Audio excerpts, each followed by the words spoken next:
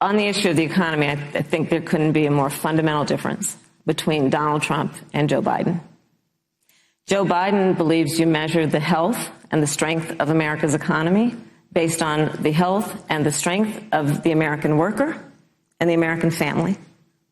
On the other hand, you have Donald Trump, who measures the strength of the economy based on how rich people are doing, which is why he passed a tax bill benefiting the top 1% and the biggest corporations of America, leading to a $2 trillion deficit that the American people are going to have to pay for. On day one, Joe Biden will repeal that tax bill. He'll get rid of it. And what he'll do with the money is invest it in the American people. And through a plan that is about investing in infrastructure, something that Donald Trump said he would do. I remember hearing about some infrastructure week. I don't think it ever happened. But Joe Biden will do that. He'll invest in infrastructure. It's about upgrading our roads and bridges, but also investing in clean energy and renewable energy.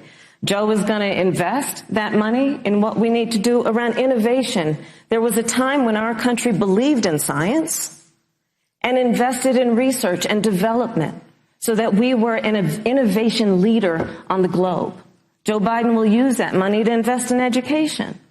So, for example, for folks who want to go to a 2-year community college, it will be free. If you come from a family that makes less than $125,000, you'll go to a public university for free.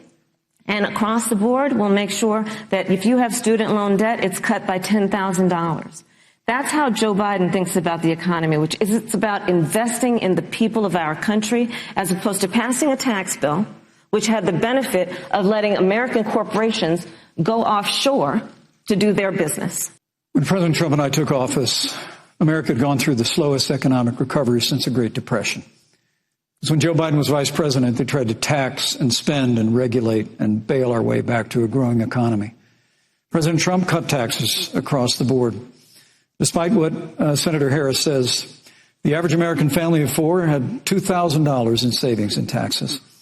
And with the rise in wages that occurred, most predominantly for blue-collar, hardworking Americans, the average household income for a family of four increased by $4,000 following President Trump's tax cuts. But America, you just heard Senator Harris tell you, on day one, Joe Biden's going to raise your taxes.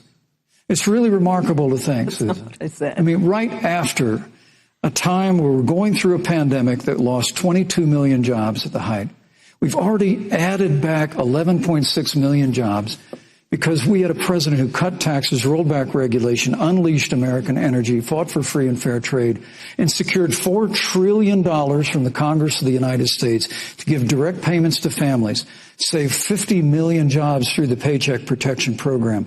We literally have spared no expense to help the American people and the American worker through this.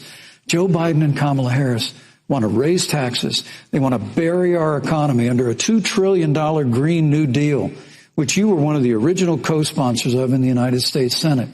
They want to abolish fossil fuels and ban fracking, which would cost hundreds of thousands of American jobs all across the heartland. And Joe Biden wants to go back to the economic surrender to China, that when we took office, half of our international trade deficit was with China alone. And Joe Biden wants to repeal all of the tariffs that President Trump put into effect to fight for American jobs and American workers. Joe Biden says democracy's on the ballot. Make no mistake about it, Susan. The American economy, the American comeback is on the ballot.